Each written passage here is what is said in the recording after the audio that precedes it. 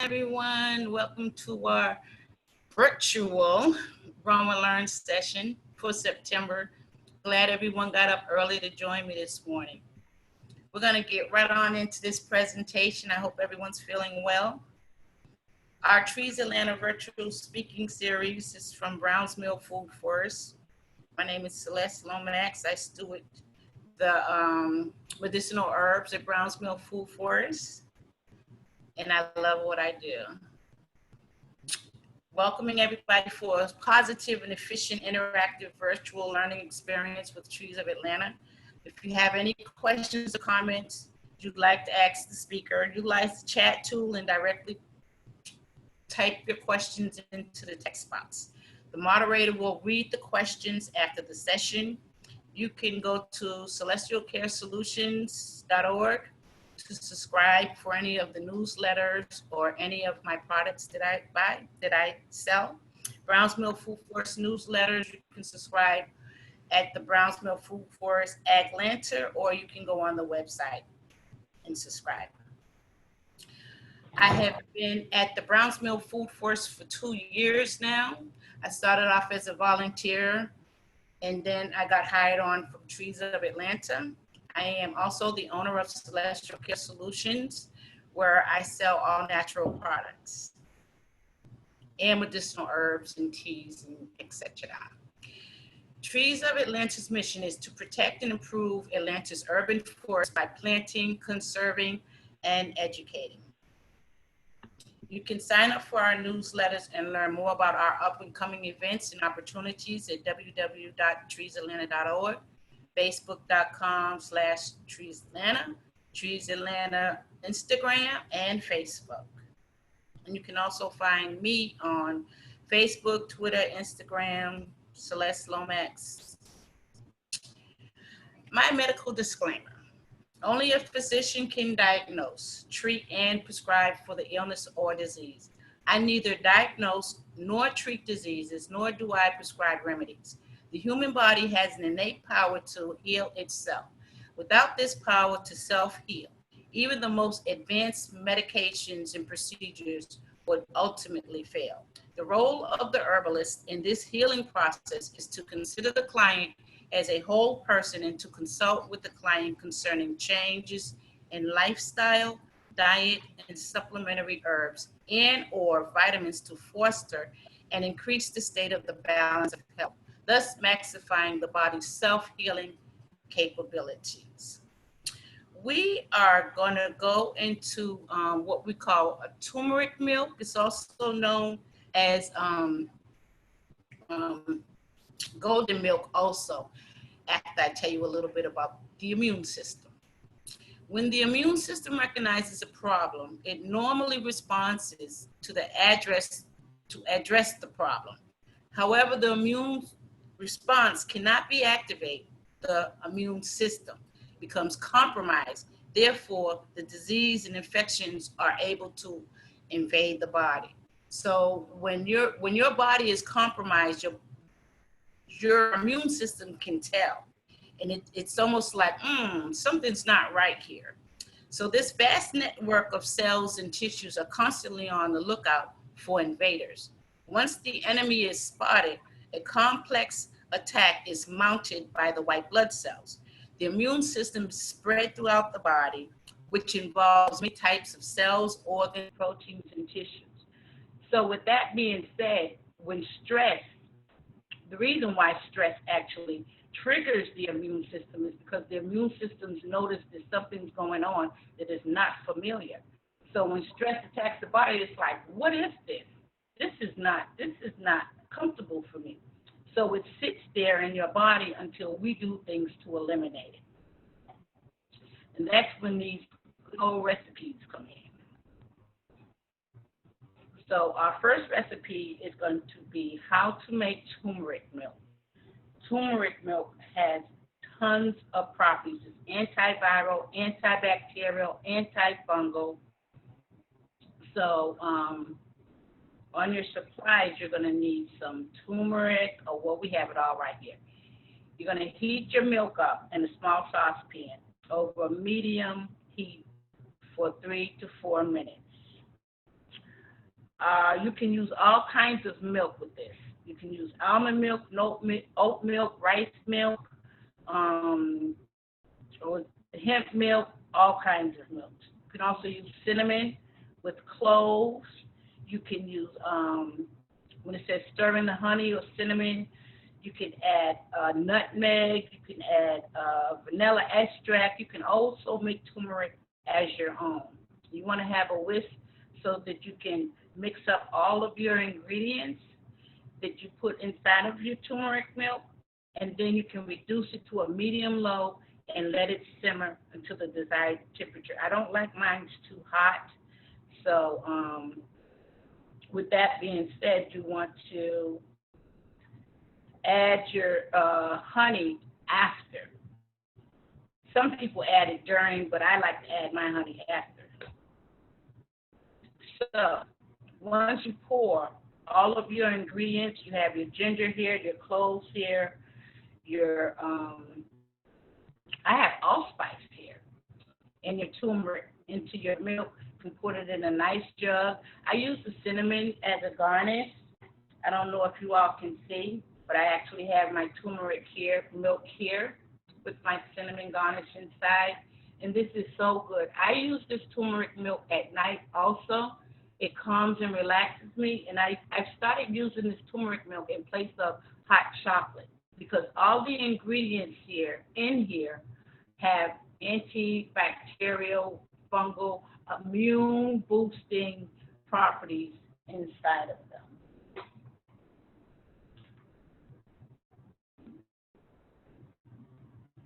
So that's our first recipe, turmeric milk.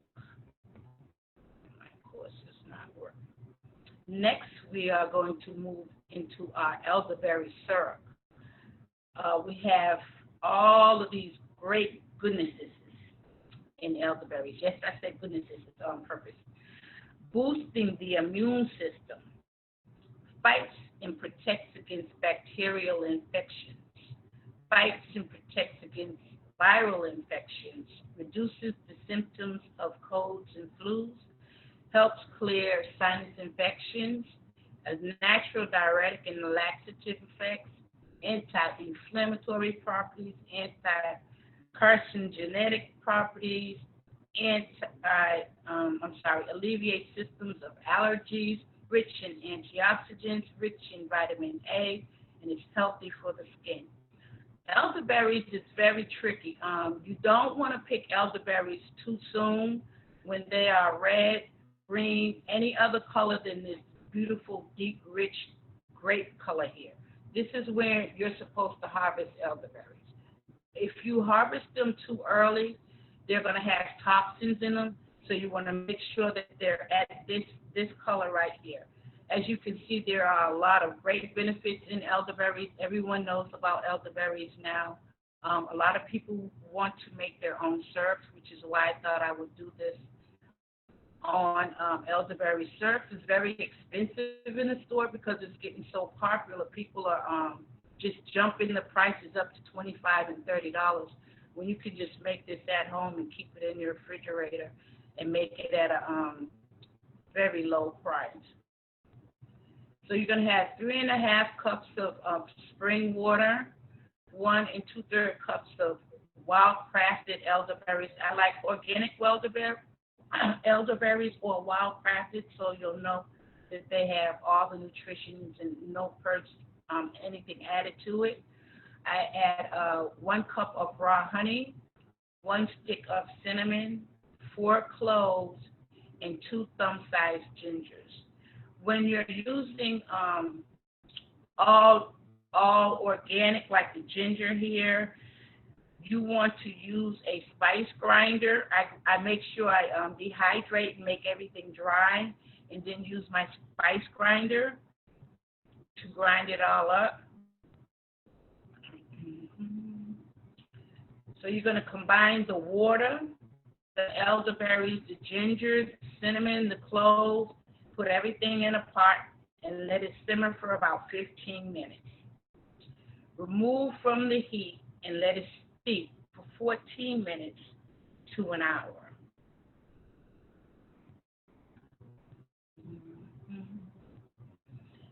before you start, I like to say that have your station set up. I like to have everything laid out that I'm going to need so I don't have to be running around looking for stuff that I'm going to need later while I'm preparing. So you want to lay out your strainer, your mason jars, your labels, your pen that you're going to use to write the date and what you have inside of them. I have a lot of things around here that what is this because I forgot to put it, or when did I make this because I forgot to put the date. So that's very important whenever you're making anything to be able to date and label it. So after you finish simmering and you let it sit there for a while, you're going to drain the elderberries through the strainer in your mason jar. Now, I usually use a wooden spoon to just like mash and make sure I get all the goodness out of these elderberries. And while it's still warm, you want to add your honey. I heard Manuka honey is better. It's that's spelled Manuka. Is the best honey that you can get for honey has a lots and tons of benefits. At the end, I have a lot of references where you can find out about the turmeric milk. Everyone knows about elderberry syrup, but all the different teas and smoothies and detox drinks are at the end of the presentation for you to look up a little bit later.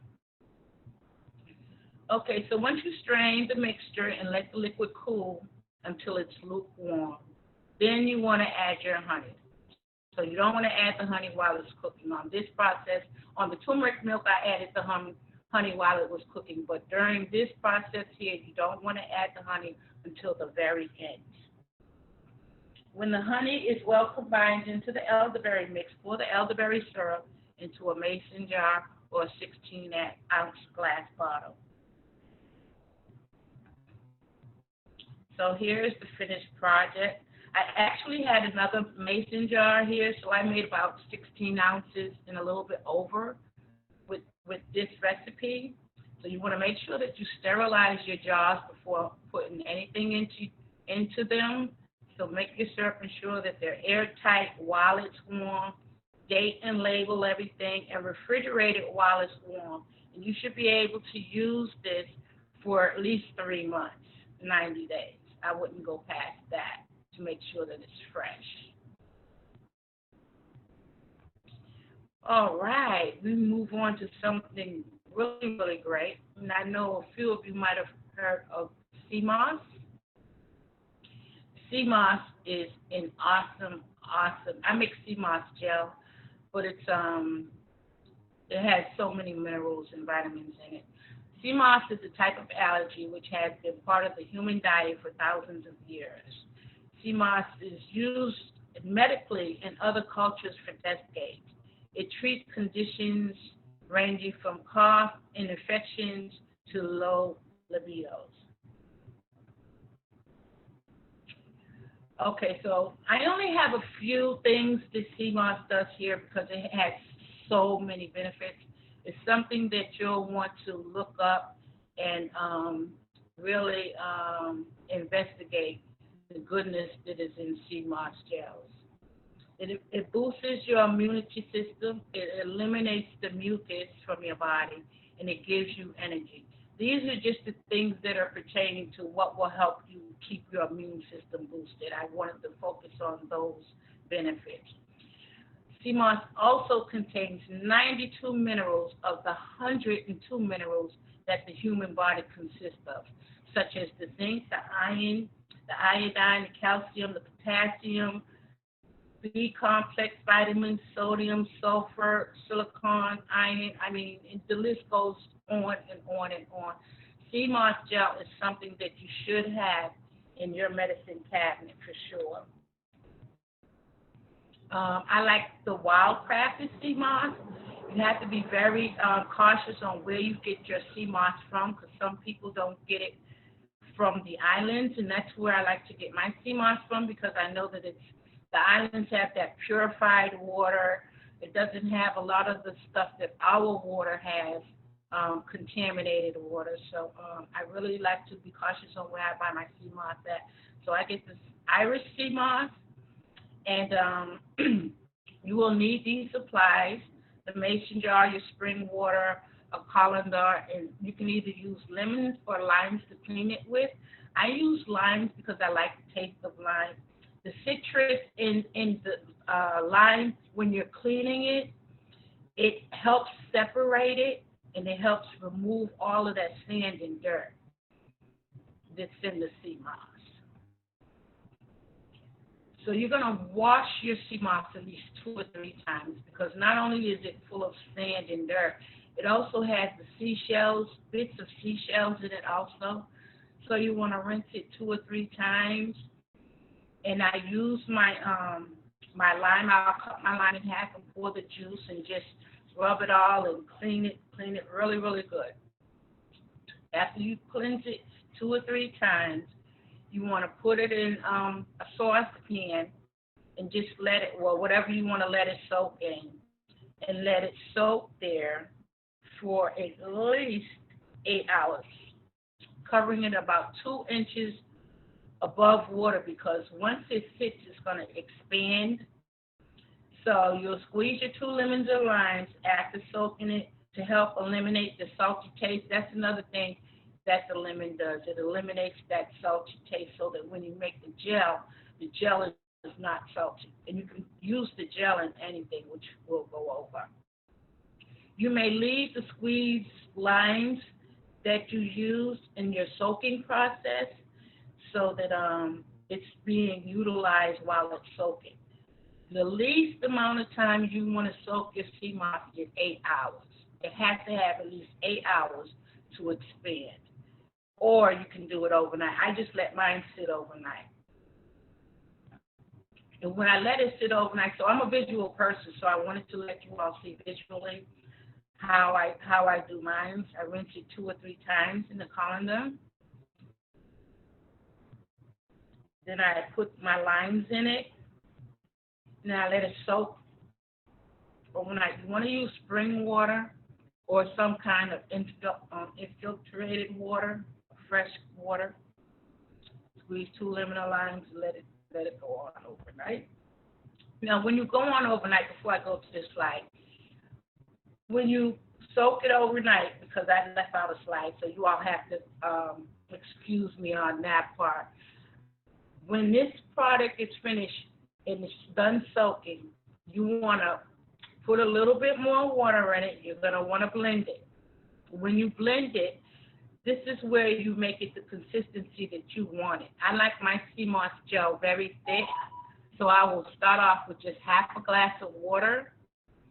Then you add your sea moss in there, eliminate the limes, and you'll want to blend it for at least 10 minutes or until you see it very, very smooth. If you want it thicker, you're going to put less water. If you want it more loose, you're going to add more water. But that's how you make it the consistency that you want it. Then you'll put it in a jar. Of course, you'll label it.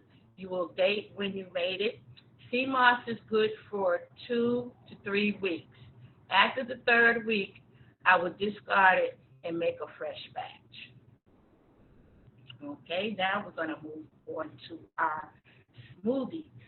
I love smoothies because you can get a lot of medicinal benefits and medicine from what you put inside of a smoothie.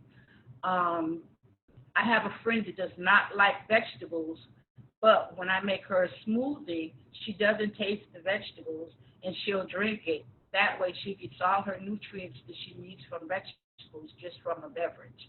So I recommend if you don't like vegetables, start off with a smoothie, or smoothies are usually made with fruits, but juicing is when you'll add vegetables to it, and that's the difference between juicing and a smoothie. This is a great recipe. This is so good. You can add sea moss if you have sea moss gel. I add sea moss gels to most of my smoothies because it gives it all the different additional benefits added to it. You'll have a cup of plain yogurt or vegan yogurt, 1/3 cup of unsweetened milk. Again, here you can use coconut milk, you can use oat milk, you can use kind of hemp milk, whatever kind of milk you like. 1 cup of strawberry chunks, a cup of pineapple chunks, 1 orange, 2 tablespoons of raw honey, and a handful of ice cubes.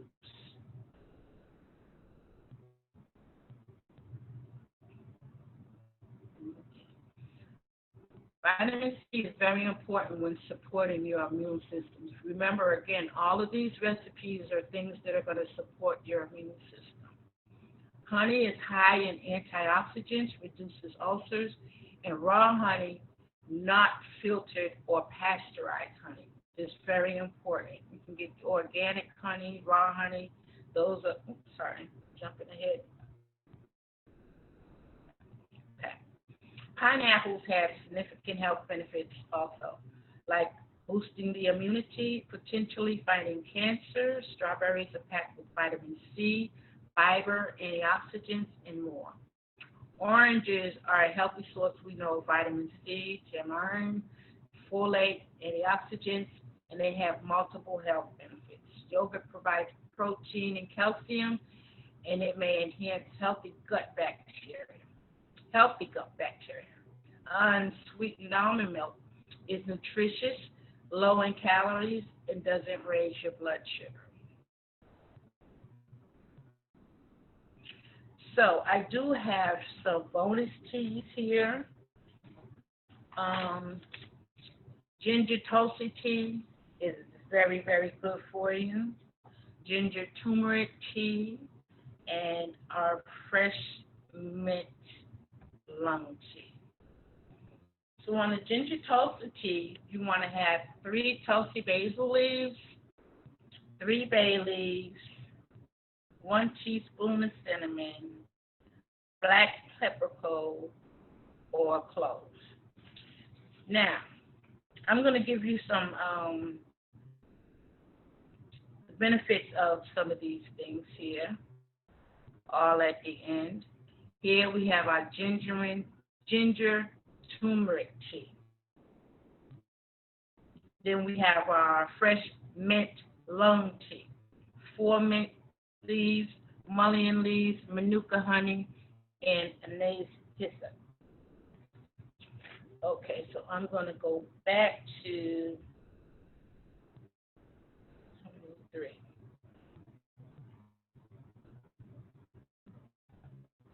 So the recipe for this is going to be 4 cups of water. Mix all the ingredients well. Boil the water for 5 minutes. Let it sit for 5 minutes. Let it steep, which means you'll put a top on it now so that it will steep. After steeping for 5 minutes, filter and strain. You can add honey or lemon for the taste. Here we have, this is going to be a ginger paste. And the reason why I like making ginger paste, you can put this in anything. You can put this in things that you cook. You can make a tea out of it. And here we're going to do the ginger turmeric tea paste.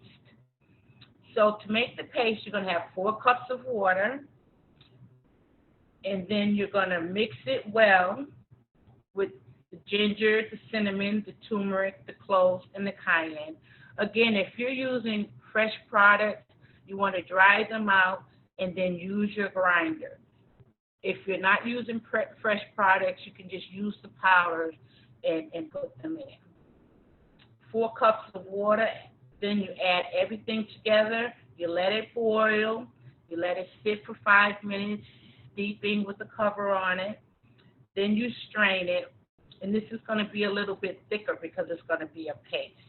So you'll add the lemon and honey for your taste to that paste. Here on your fresh mint lung tea, you're going to put all the mint, the mullein, and the hyssop in a pot. Then the 4 cups of water again. You're going to let that boil. After it boils, you let it steep for 5 minutes. Then you can also add your honey, your lemon, or whatever you would like for your sweetener. Before I go to the reference, so some of these benefits for the things that we'll be putting in these teas. Your mint tea is known to alleviate stress. It's good for the digestive system, anti-inflammatories, It clears your mucus up, so it's great for the immune system and anything upper respiratory. Your bay leaves has your vitamin C in it. It has magnesium in it. It has potassium and iron in it. So that's great for your system also. Your ginger has antioxidants. It's anti-inflammatory. It aids in your digestive system. Cinnamon has your antioxidants in it also. It lowers your blood sugar. Also, anti-inflammatory, good for swelling, inflammation in the body. Black pepper lowers your cholesterol. That also lowers your blood sugar and is an antioxidant. Your cloves, it kills your bacteria. It has your nutrients in it, and that also, too, lowers your blood sugar. You have your mullein leaf, which is great for upper respiratory system, anything to do with your lungs. It's great for bronchitis, cough, and it also loosens up the mucus in your body. And this hyssop is also an anti-inflammatory. It's a good cough suppressant. It's good for anything up here in the chest also. And it's great for stomach problems and any kind of digestive problems. It relieves stress and it's good for colds and flus and all that other stuff that we do not want in our system. So this is just a few of the recipes that we have to keep your immunity boost up and stay healthy this winter. One of the most important things is to remember to eliminate the stress that's in your life. Last year, I've never been to the hospital for anything. I've never been sick for anything. But last year, I ended up with shingles. And shingles is something that is created by two things, and that's a lowered immunity system and stress. So that means if I had a healthy immune system and I didn't have stress in my life, then I would not have had shingles. So with that being said, even healthy people get sick because I had no idea I had so much stress that I would wake up shingles in my body. So for anybody that has had chicken pox in your younger days, shingles can come up inside of you. I had chicken pox when I was young, and stress is what woke it up. It woke up the sleeping giant. So if you have anything that's laying in your body and stress only adds to it, then that's going to cause havoc in your body, and it's going to cause what they call dis-ease. Dis-ease means that your body is at a disease, not at a disease, but it's uneasy with what it's feeling, and that's because of the antibodies that are being attacked by the viruses and the bacteria in our bodies. So keeping our immunity up is very important, and I hope some of you all will use some of these recipes. I'm telling you, this turmeric milk right here is the bomb.com. I bet you once you have some turmeric milk where you will not have hot cocoa, again, you will be drinking you some good old healthy turmeric milk. At the end of the slide here, I have some recommendations where you can look up the benefits to all of the good slides that we have. I wanted to show here that honey is not good for babies, so I wanted to make sure I highlighted that. And you have here immune system, CMOS, the turmeric milk. In psychology today, I put that down here because it speaks on how important it is to alleviate stress in the body. And I will be doing my next Grow and Learn will be on stress and how to lower the stress with different techniques with yoga and tapping on some of your meridian points. And it's more of a spiritual presentation, but it will help you eliminate some of the stress in your life. Some of the techniques that I use to keep stress out of my life this year since I've been diagnosed with shingles. I wouldn't wish that on anybody.